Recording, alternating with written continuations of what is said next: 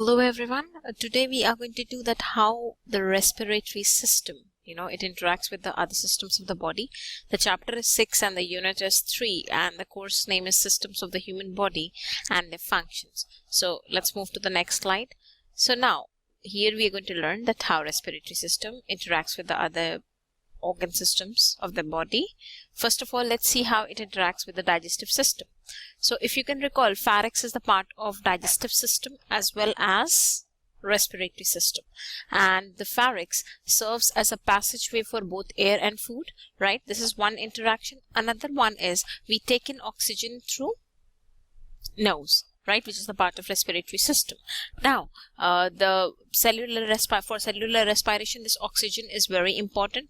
So during the cellular respiration, this oxygen gets mixed with food and a lot of energy is yielded. So if this oxygen we don't get through breathing, there won't be any cellular respiration, which is very necessary to unlock the energy which is there inside the food. So this is again an interaction between the digestive system and the respiratory system.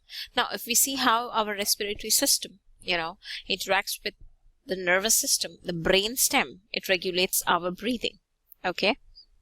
When it comes to the skeletal system, see, skeletal system provides framework for our body, and it protects the vital internal organs of the body. This we have already learned. So when it comes to the interaction of both the systems, lung is very, very important. Gas exchange takes place in lungs. So the rib cage, it protects the lungs also.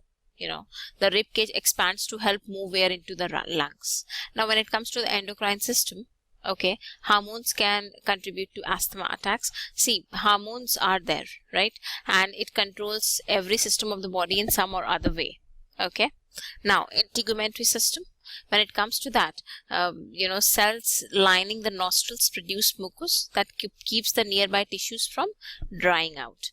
And reproductive systems interaction with respiratory system, when it comes to this, see, we need the females, okay, they need more extra or more oxygen during labor, so breathing rate increases so that extra oxygen can be taken. All right. And when it comes to the interaction of respiratory system with the immune system, okay, mucus lining the respiratory passages help trap pathogens, that is the germs. Okay.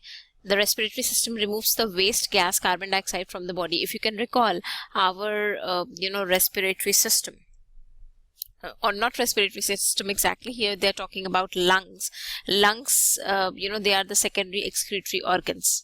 Okay, kidney is the primary excretory organ, lungs, okay, and skin, they are secondary excretory organs. And when it comes to the excretory role of lungs, see, once cellular respiration takes place, okay, the carbon dioxide is yielded as a waste product, right? It is transported back by the blood to the lungs, and through lungs it goes to bronchi, and then trachea, and then ultimately it is going to reach to the nose, and we will expel it out via expiration. Now when it comes to the interaction of this respiratory system with the muscular system, you may, if you can recall, there is a diaphragm, right? So inside the human body, right? And the diaphragm is the part of the respiratory system. Okay, so contraction of the diaphragm, okay, it helps move air into the lungs. So this is how, as we have read it here, this is how our respiratory system interacts with the other systems. Now when it comes to the interaction of respiratory system with that of circulatory system, okay, most probably, if you can recall, this we have studied several times, that oxygen which we take in during breathing, okay, that oxygen has to be transported to each and every cell of the human body, right? So blood of the circulatory system, what it is going to do, it is going to take that oxygen to each and every cell of the body, okay, and after the cellular respiration, carbon dioxide is again taken by blood and transported to the lungs. Okay, so this is how both you can say circulatory system and respiratory system interact. So that's it. Thank you so much.